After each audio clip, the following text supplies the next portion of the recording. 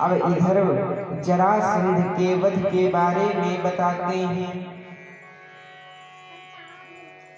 कि जरासंध के पास भेष बदल करके भगवान अर्जुन और भीम पहुंच जाते हैं ब्राह्मण का वेश बना करके कि भीमसेनोर्जुनः कृष्णो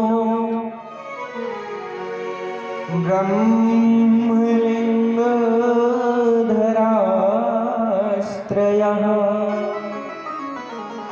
निर्जगमुर्गिरिव्रजं तात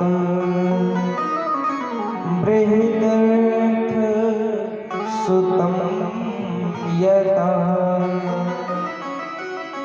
भेष बदल करके पहुंच जाते हैं और भगवान ने जरासंध से कहा कि आपसे हमको कुछ लेना है। कहा क्या लेना है बताइए, जो कहेंगे मैं आपको दूंगा। तो भगवान ने कहा कि युद्धनो देहि राजेंद्र द्वंद्वसो यदि मन्यसे युद्धार्थिनो वयं प्राप्ता राजन्यान्नकांक्षिणः। हे राजन, मैं आपको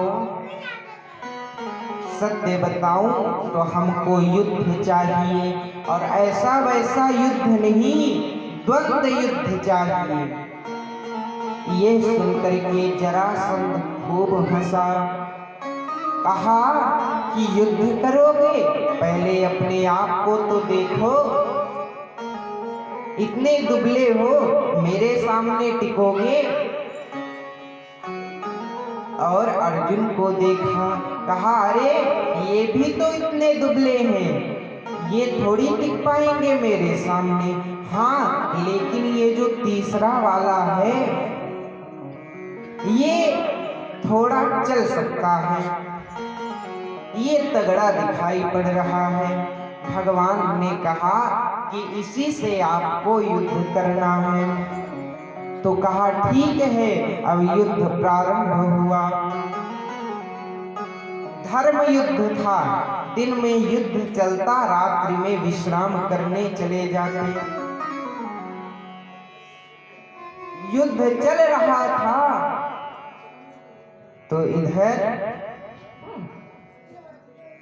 अब वहां पर भीम युद्ध कर रहे हैं, लेकिन वो जरासंध बड़ा ही बलशाली था। वह जरासंध कम नहीं पड़ रहा था, वो भी मारता, ये भी मारते। भगवान ने कहा कि अब ऐसे बात नहीं बनेगी, तो एक छोटा सा तिनका लिए और भीम को दिखा करके बोले कि ऐसे उसको आधा फाड़ देते हैं और दोनों को फेंक देते हैं। भीम समझ गए तो उसके शरीर को आधा फाड़े और फेंक दिए। अब प्रसन्न हो गए कि हम जीत गए, लेकिन वह शरीर दोबारा जुड़ गया, और जैसे ही दोबारा जुड़ा वैसे ही अब भीम परेशान हो गए। अब क्या करूं?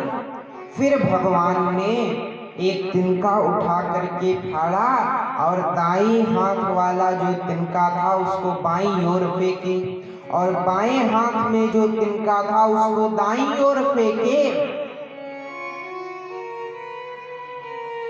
तो भीम समझ जाते हैं। ऐसा ही किया, जो दाएं हाथ में था उसको बाईं ओर फेंका, और जो बाईं हाथ में था उसको दाईं ओर फेंका, और फिर जरासंध की मृत्यु हो जाती है। उसके बाद उसके पुत्र को राजा बनाया गया।